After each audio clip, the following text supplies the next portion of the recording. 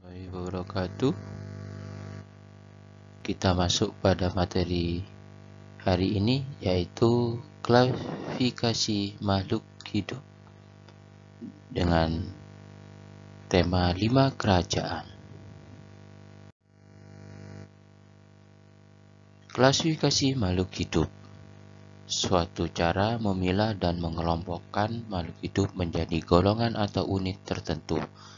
Golongan-golongan ini disusun secara runtut sesuai dengan tingkatannya atau hierarkinya, yaitu mulai dari yang lebih kecil tingkatannya hingga ke tingkatan yang lebih besar.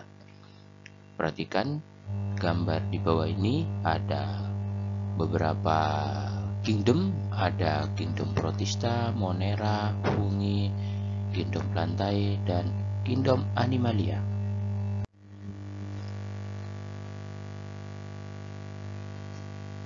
Kita lanjut pada kingdom yang pertama, yaitu kingdom Monera, yang terbagi menjadi 2, bakteri dan ganggang hijau. Ganggang hijau biru ya. Yang pertama, bakteri. Ciri-ciri bakteri prokariotik, dapat hidup hampir di semua lingkungan, perkembangbiakannya membelah diri. Bakteri terbagi menjadi bacillus yang bentuknya batang, coccus yang bentuknya bulat, spirillum yang berbentuk spiral. Contoh dari bakteri adalah Salmonella typhosa, penyakit tipes, penyebab penyakit tipes, Microbacterium tuberculosis, penyakit TBC, Escherichia coli yang hidup dalam usus besar manusia, membantu membusukkan sisa-sisa makanan. Kemudian Bacillus anthracis, penyebab penyakit antraks pada ternak. Lanjut, ganggang hijau biru. Ciri-cirinya berbentuk seperti bakteri, mempunyai klorofil yang digunakan untuk fotosintesis. Contohnya Anabaena cicadae, hidup bersimbiosis pada akar pakis haji. Oscillatoria, ganggang biru yang berbentuk filamen. Ya, kita lanjutkan pada kingdom Protista yang terbagi menjadi 2, protozoa dan ganggang atau alga. Ciri-ciri dari protozoa dapat bergerak bebas, tidak mempunyai klorofil, mempunyai alat gerak berupa kaki semu, silia atau rambut getar, flagellata atau rambut cambuk. Sekarang pada protozoa terbagi menjadi 4, rhizopoda atau kaki semu atau pseudopodia, contohnya Amoeba proteus.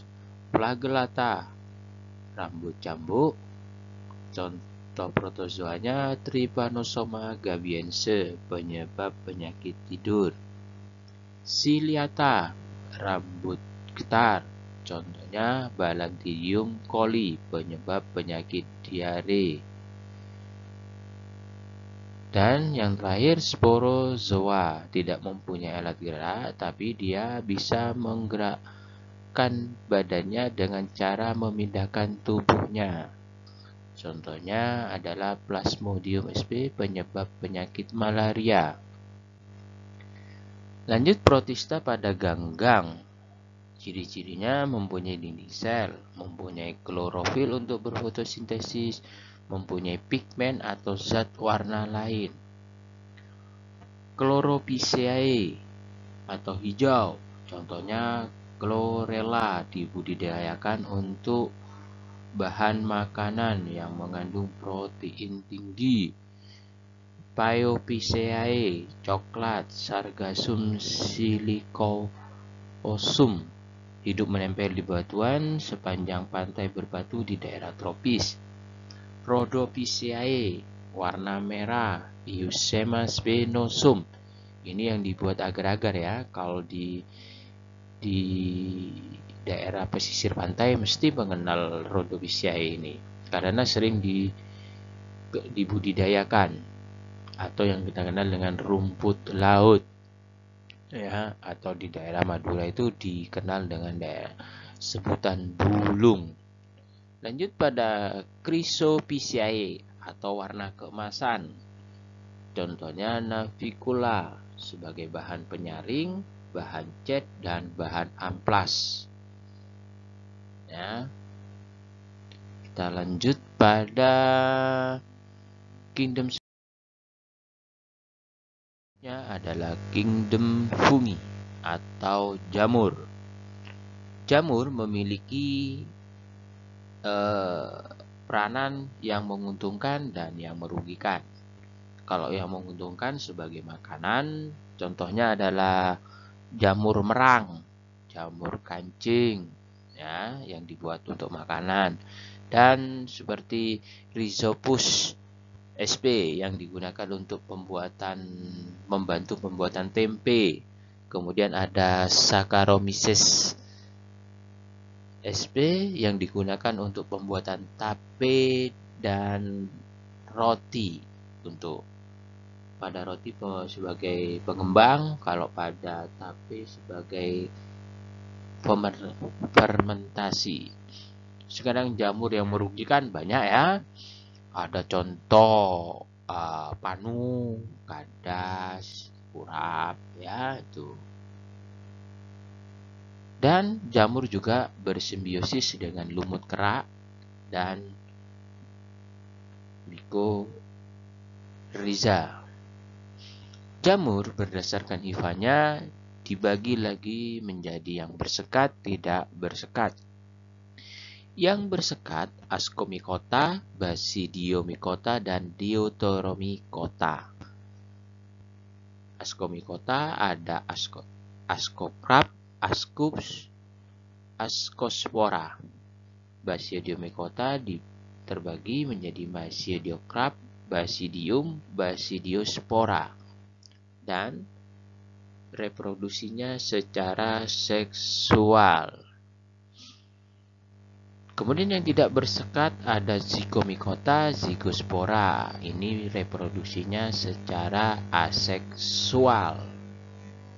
Kita lanjutkan pada kingdom selanjutnya, yaitu kingdom Plantae, yang dibagi menjadi tumbuhan tidak berbulu, tumbuhan berpembulu. Tumbuhan yang tidak mempunyai pembulu itu adalah lumut atau Bryophyta, yang terbagi menjadi kelas Hepaticopsida, lumut hati, kelas Antheropsida, lumut tanduk, kelas Bryopsida, lumut sejati atau daun. Sedangkan tumbuhan berpembulu terbagi menjadi tumbuhan paku, Pteriodophyta, tumbuhan biji, Spermatophyta. Tumbuhan paku dibagi menjadi Psilophytenae, paku purba, Lycopodinae, paku rambut, Equisetinae, paku ekor kuda, Felicinae, paku sejati, Hydropteridinales, paku air. Tumbuhan paku ini kebanyakan dibuat untuk tanaman hias dan biasanya kalau nempel-nempel pada daerah-daerah yang lembab. Yang sering kita jumpai adalah paku ekor kuda, Equisetinae, ya, yang sering diperjualbelikan. Modelnya kayak seperti rumput, berdiri. Lanjut, tumbuhan biji, Spermatophyta, terbagi menjadi tumbuhan biji terbuka, Gymnospermae, tumbuhan biji tertutup, Angiospermae. Tumbuhan biji terbuka ada Cicadinae, Gnetinae, Coniferae. Contoh dari biji terbuka ini adalah jambu mente, melinjo. Ya.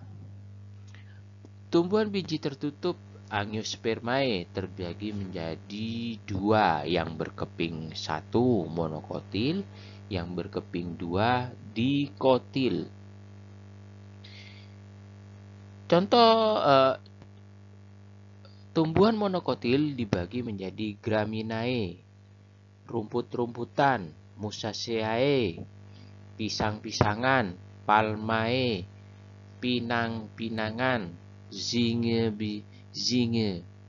Zingiberaceae, suku jai-jaian, Orchideae, suku anggrek. Ya, contoh berkeping satu seperti jagung, ya, pisang.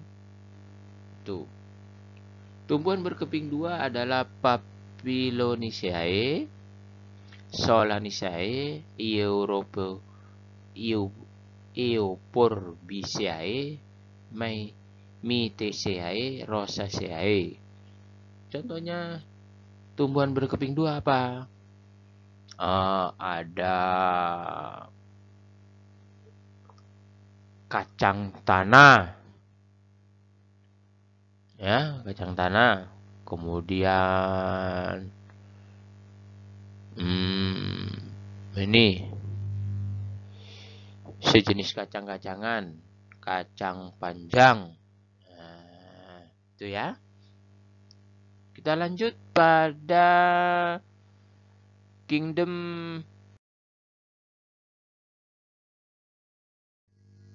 Animalia. Kingdom Animalia ini terbagi menjadi invertebrata atau avertebrata dan vertebrata. Nah, gambarnya. Sekarang kita bahas yang pertama, invertebrata. Invertebrata itu tidak bertulang belakang. Menjadi 8 kelompok, ada kelompok Porifera, kelompok Coelenterata, Platyhelminthes, Nemahelminthes, Annelida, Mollusca, Echinodermata, dan Arthropoda.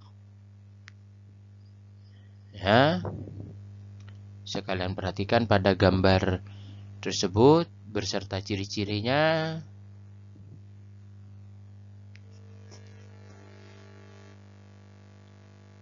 Kita lanjut pada hewan vertebrata bertulang belakang.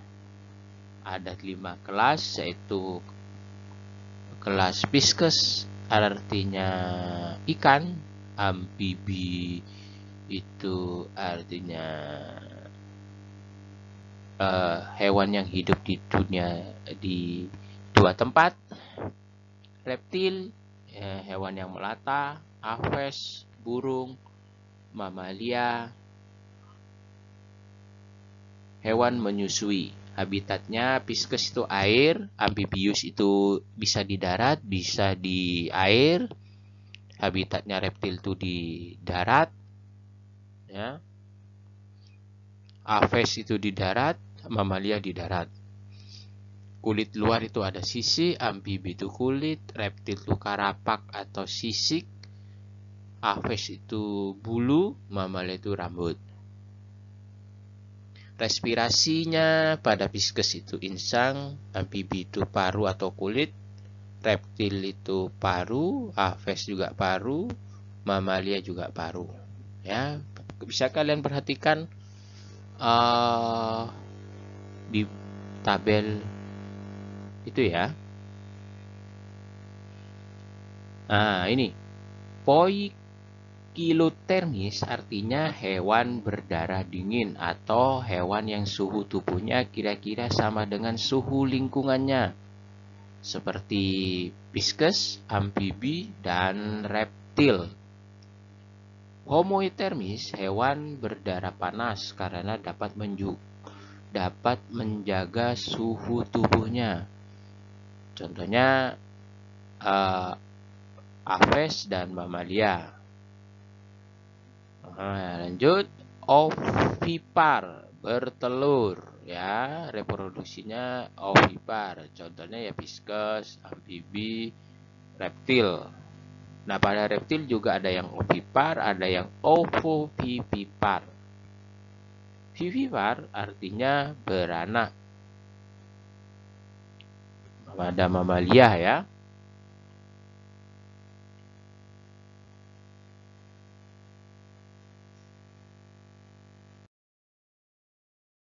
Alhamdulillah, terima kasih sudah mengikuti pelajaran hari ini. Jangan lupa jaga kesehatan, makan makanan yang sehat, bergizi, olahraga yang teratur. Jika bepergian, jangan lupa pakai masker untuk menjaga diri kita dan orang lain di sekitar kita. Wassalamualaikum warahmatullahi wabarakatuh.